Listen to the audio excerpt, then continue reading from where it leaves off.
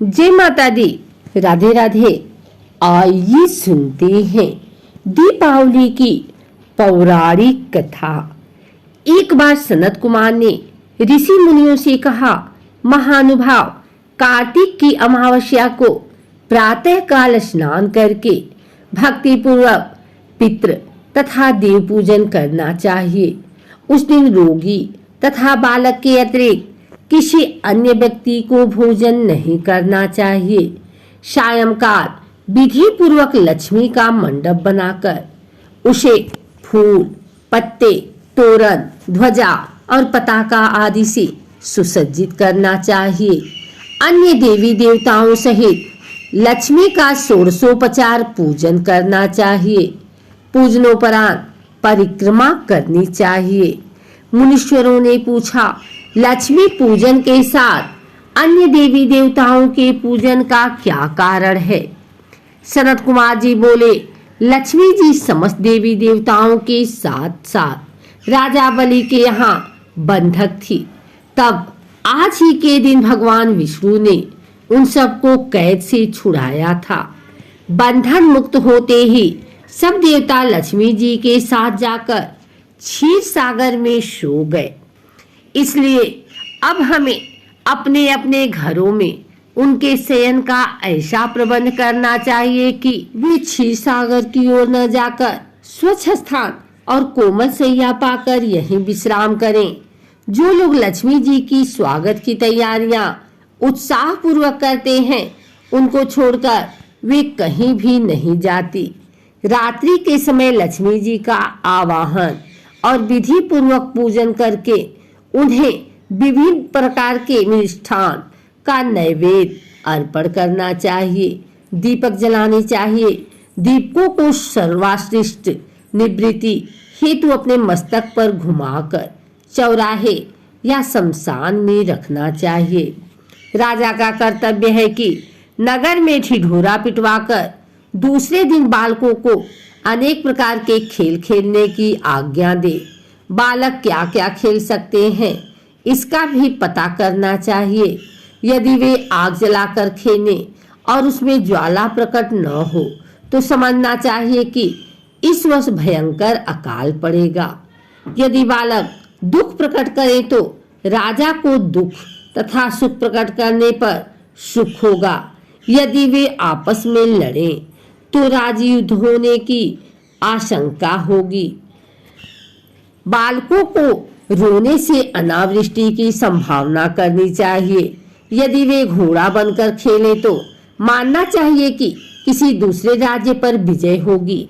यदि बालक लिंग पकड़कर क्रीड़ा करे तो व्यभिचार फैलेगा।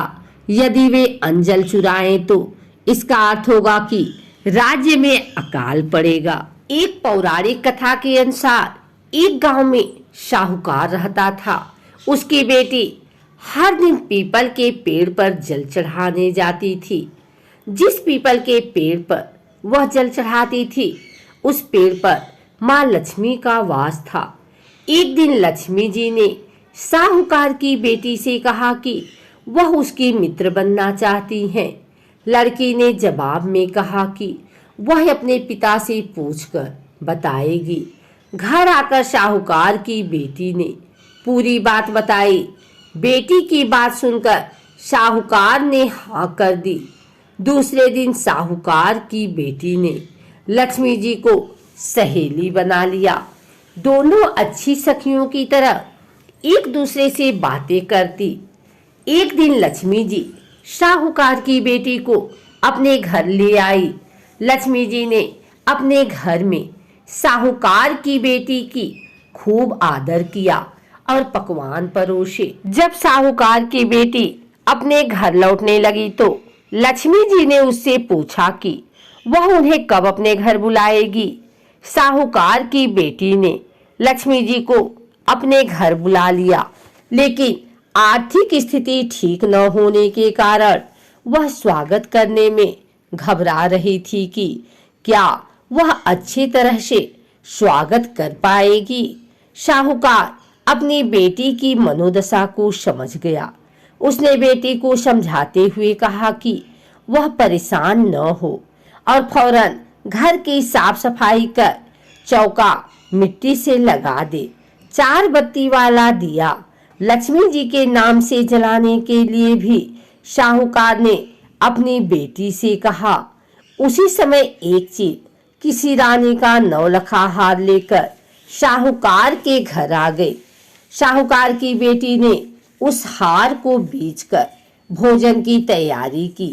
थोड़ी ही देर में माँ लक्ष्मी भगवान गणेश के साथ शाहूकार के घर आई और शाहूकार के स्वागत से प्रसन्न होकर उस पर अपनी कृपा बरसाई। लक्ष्मी जी की कृपा से शाहूकार के पास किसी चीज की फिर कभी कमी नहीं हुई। एक पौराणिक कथा के अनुसार कार्तिक अमावस्या के दिन भगवान श्री राम वनवास काटकर और रावण का वध करके अयोध्या लौटे थे।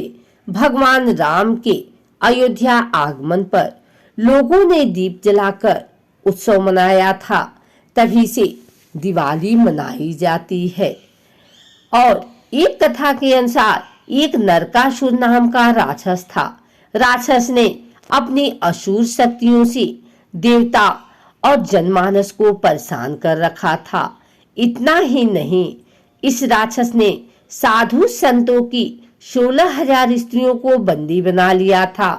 नरकासुर के बढ़ते अत्याचारों से परेशान देवता और साधु संतों ने भगवान श्री कृष्ण से मदद मांगी। इसके बाद भगवान श्री कृष्ण ने कार्तिक मास में कृष्ण पक्ष की चतुर्दशी को नरकासुर का वध कर दिया और देवता और संतों को उसके आतंक से मुक्ति दिलाई थी। उसके साथ ही उन्होंने 16,000 स्त्रियों को कैद से मुक्त कराया।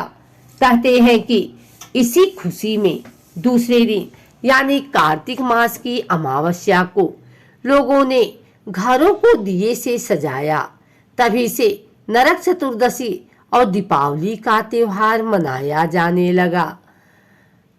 अगर आपको हमारी वीडियो अच्छी लगी हो तो इसे लाइक करें, कमेंट करें, शेयर करें। हमारे चैनल को सब्सक्राइब करके बेल नोटिफिकेशन ऑल पर सेट कर लें ताकि आगे आने वाली वीडियो सबसे पहले आप तक पहुंच सके। धन्यवाद।